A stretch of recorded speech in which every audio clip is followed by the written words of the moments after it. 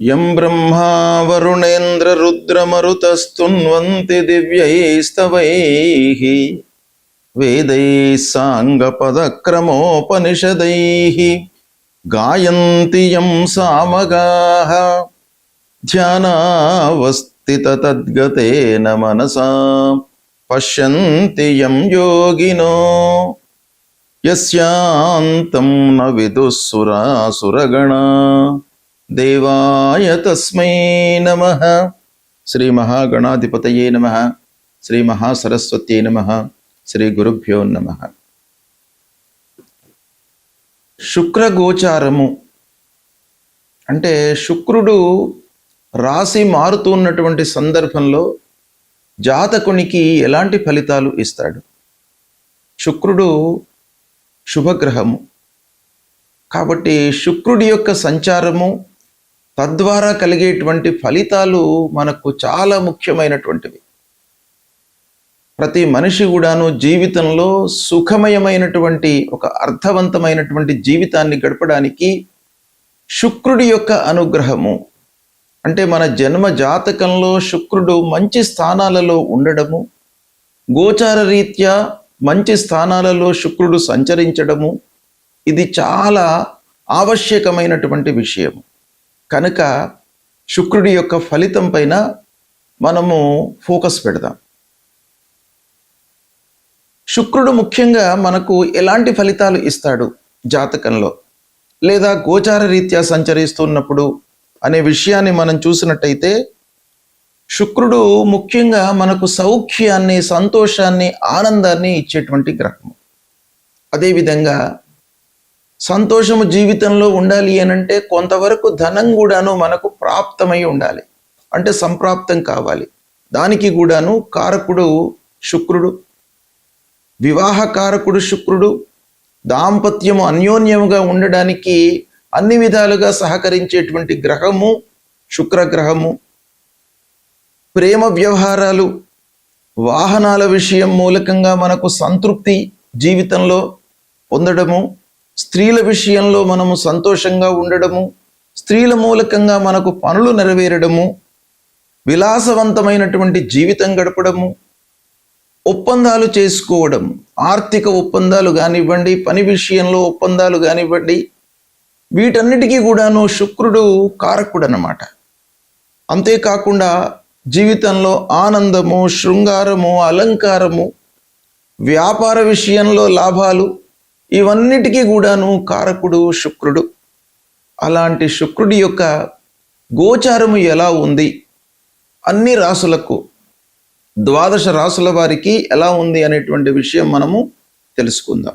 శుక్ర గోచార ఫలితము మేషరాశి వారికి ఎలా ఉంది అంటే ప్రస్తుతము శుక్రుడు 14 మే 2026 నుండి 8 జూన్ 2026 ఈ కాలంలో మిథున రాశిలో సంచరిస్తున్నాడు. మిథున రాశిలో సంచరిస్తున్నప్పుడు మేషరాశిలో జన్మించినటువంటి వారికి శుక్రుడి యొక్క ప్రభావం ఎలా ఉంటుంది అనే విషయాన్ని మనం చూసినట్టయితే మేషరాశి వారికి 3వ స్థానంలో సంచరిస్తున్నాడు. 3వ స్థానము గోచార రీత్యా శుక్రుడు మంచి ఫలితాన్ని ఇచ్చేటువంటి స్థానం. అలాంటి స్థానంలో సంచరిస్తున్నాడు. అందున మిథున రాశిలో సంచరిస్తున్నాడు. అంటే మిథున రాశిలో సంచరించడము మనకు బాగా కలిసి వచ్చేటువంటి అంశం. శుక్రుడికి శుభస్థానము, ఉపచయ స్థానం కావడంతో క్రమంగా మీకు మంచి ఫలితాలు, శుభ ఫలితాలు పెరుగుతాయి. అంతేకాకుండా మిథున రాశి శుక్రుడికి మిత్రస్థానం. శుక్రుడు బుధుడు మిత్రులు. అలాంటి మిత్రుని యొక్క స్థానం లోపల, రాశి లోపల సంచరిస్తున్నాడు గనక చాలా విషయాలలో మంచి జరిగేటువంటి అవకాశాలు ఉంటాయి ఈ పీరియడ్ లోపల. ముఖ్యంగా మీరు ధైర్యంతో నిర్ణయాలు తీసుకుంటారు. ధైర్యానికి కొంత ఆలోచనను జోడించి, అంటే శుక్రుడు బుధుడు ఈ కాంబినేషన్ తర్వాత 3వ స్థానంలో సంచరిస్తున్నాడు. ఈ 3 విషయాలను మనము పరిగణనలోకి తీసుకొని ఫలితాలను చెప్పడం అనేటువంటిది శాస్త్ర విహితం గనుక శుక్రుడు బుధుడు తర్వాత 3వ స్థానం. అంటే మీరు నైపుణ్యాన్ని, మీకు ఉన్నటువంటి చాతుర్యంతో మీరు పనులు నెరవేరుస్తారు. తర్వాత మాట విషయం లోపల అంటే సంభాషణలో కన్వర్జేషన్ ఏదైతే ఉందో, మీరు ప్రతి వాళ్ళతో మాట్లాడేటప్పుడు వాళ్ళను కన్విన్స్ చేసేటువంటి ఒక నైపుణ్యము మీ లోపల పెరుగుతుంది ఈ సమయంలో. తద్వారా మీకు చాలా విషయాలలో కార్య సాఫల్యము చేకూరే అవకాశాలు ఉన్నాయి. ముఖ్యంగా మీడియా రంగంలో ఉన్నటువంటి వాళ్లకు, సంగీత సాహిత్య సినిమా రంగంలో ఉన్నటువంటి వాళ్లకు, కళాకారులకు బాగా కలిసి వస్తుంది. ఇక టీచింగ్ ఫీల్డ్లో ఉన్నటువంటి వాళ్ళకు కూడాను బాగా కలిసి వస్తుంది. సోదరులతో సంబంధాలు వృద్ధి పొందుతాయి. చిన్న ప్రయాణాలు మీకు బాగా కలిసి వస్తాయి. కొత్త పరిచయాలు ఏర్పడతాయి. ఇకపోతే గోచార రీత్యా మనము ఫలితాలను చూసేటప్పుడు 3వ స్థానము శుభస్థానం, శుక్రుడు 3వ స్థానంలో ఉన్నాడు. అయితే ఏవైనా పాపగ్రహాలు వాటి మూలకంగా వేద ఏదైనా ఉద్భవిస్తుందా అనేటువంటి విషయాన్ని కూడాను మనము పరిగణనలోకి తీసుకోవాలి.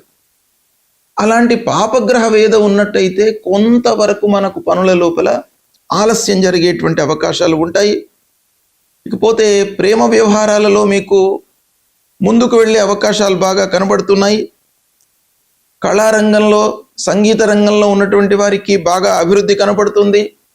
వ్యాపారం బాగా అనుకూలిస్తుంది. మార్కెటింగ్ ద్వారా మీరు లాభాన్ని పొందుతారు. ఆరోగ్యపరంగా మీకు బాగా ఉంటుంది. అయితే కొన్ని విషయాలలో కొన్ని జాగ్రత్తలు తీసుకోవాలి.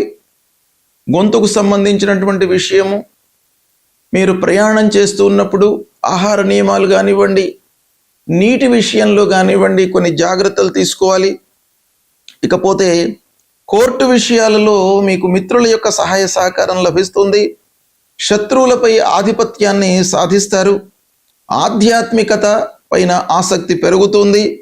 విద్యార్థులకు కమ్యూనికేషన్ వల్ల చాలా ప్రయోజనం చేకూరుతుంది. అంటే స్నేహితులతో కానివ్వండి, అధికారులతో, హైయప్స్తో, వీళ్ళందరితో కూడాను మీరు ఒక కన్వర్జేషన్, మాట మూలకంగా మీకు బాగా కలిసి వచ్చేటువంటి అవకాశాలు ఉన్నాయి. కుటుంబంలో మీ మాటకు విలువ పెరుగుతుంది. స్నేహితుల ద్వారా అవకాశాలు వస్తాయి. ఉద్యోగంలో కొత్త బాధ్యతలు వస్తాయి. ఈ సమయంలో వ్యాపార విస్తరణకు ఆలోచనలు చేస్తుంటారు. విదేశీ సంబంధాల ద్వారా ప్రయోజనం కలిసి వస్తుంది. ముఖ్యంగా మహిళలకు ఆలోచించినట్టయితే బాగా కలిసి వస్తుంది ఈ సమయము. మహిళల ద్వారా కూడాను మీకు ప్రయోజనము చేకూరుతుంది. భార్య, పిల్లలు, సోదరులు, సహోదరులు వీళ్ళందరితో కూడాను మీకు మంచి ఒక సంబంధాలు, ఆత్మీయ భావం పెరిగే అవకాశాలు ఉంటాయి ఈ సమయం లోపల. కళాత్మకంగా మీరు ప్రతిభ మీ లోపల అంతర్లీనంగా ఉన్నటువంటిది బయటకు రావడము, తద్వారా మీకు గుర్తింపు పొందడము, ఇలాంటివన్నీ కూడాను కనబడుతున్నాయి. ధన లాభం కూడాను క్రమేపీ మీకు చేతికందే అవకాశాలు ఉన్నాయి. మొత్తం మీద ఈ సమయం లోపల ఈ శుక్రుడు 3వ స్థానంలో, మిత్రస్థానంలో సంచరిస్తున్నటువంటి సమయంలో మేషరాశి వారికి శ్రమకు తగినటువంటి ఫలితాలు ఉంటాయి. సంతోషంగా మీరు ఈ సమయాన్ని గడుపుతారు. శుక్ర గోచారము అత్యంత ప్రాధాన్యతను సంతరించుకున్నటువంటి సంచారము.